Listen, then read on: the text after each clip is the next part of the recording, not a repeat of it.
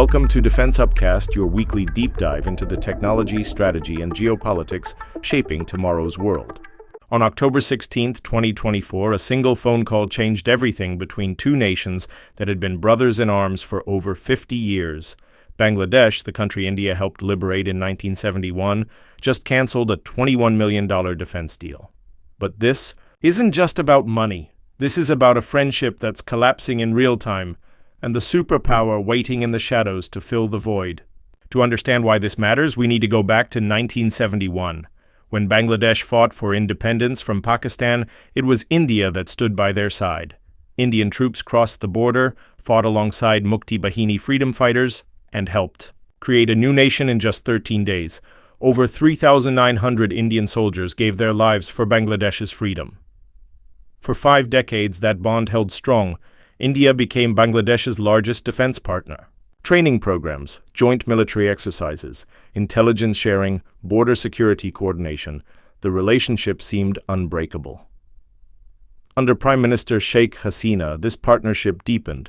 Hasina's Awami League government saw India as a natural ally against extremism and regional instability.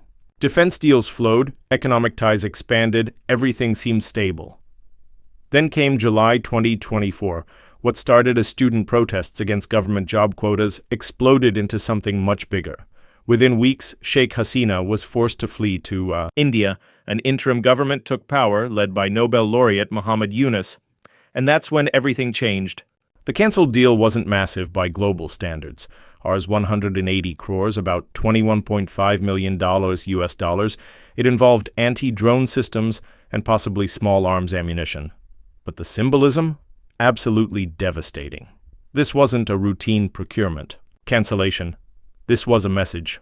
The tensions had been building for months. Border incidents increased. Bangladeshi forces allegedly fired on Indian positions. Delhi watched.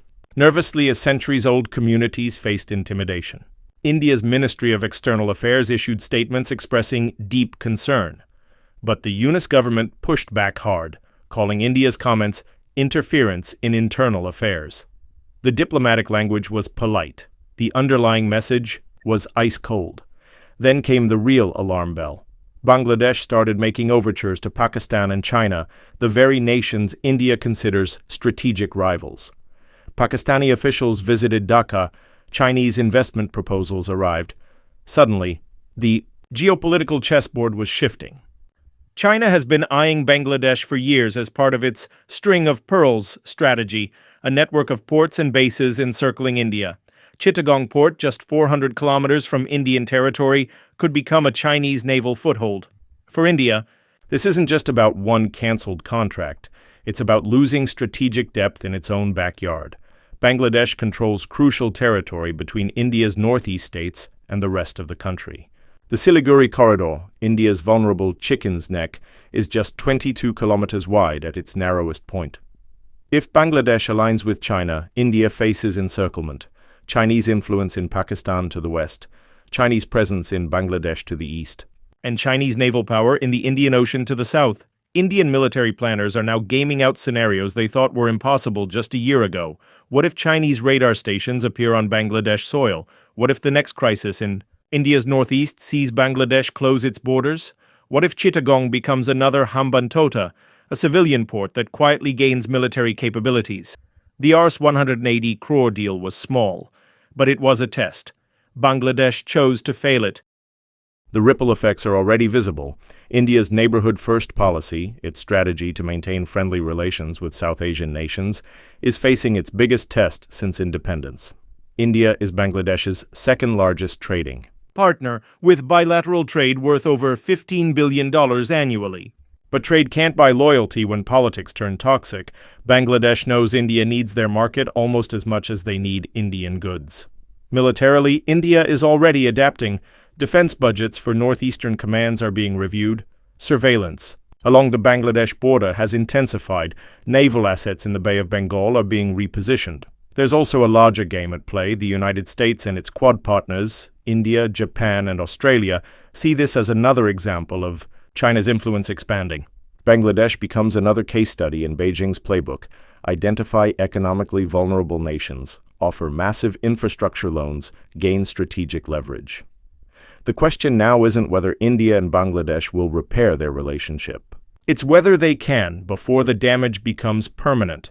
Once Chinese investment flows in, once military agreements are signed, once strategic dependencies are created, walking back becomes almost impossible. And caught in the middle are millions of ordinary people. Fishermen whose boats cross unmarked water boundaries, families separated by a border that barely existed in their grandparents' time, students whose scholarships depend on diplomatic goodwill that's evaporating by the day.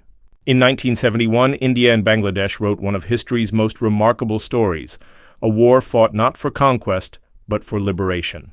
53 years later, that story faces its most dangerous chapter. A cancelled defense deal is just a symptom. The disease is deeper: mistrust, political upheaval, and the gravitational pull of a rising superpower that plays the long game better than anyone. The next few months will decide whether India and Bangladesh remain partners or become rivals, separated by nothing more than a fence, a river, and 50 years of fading memories.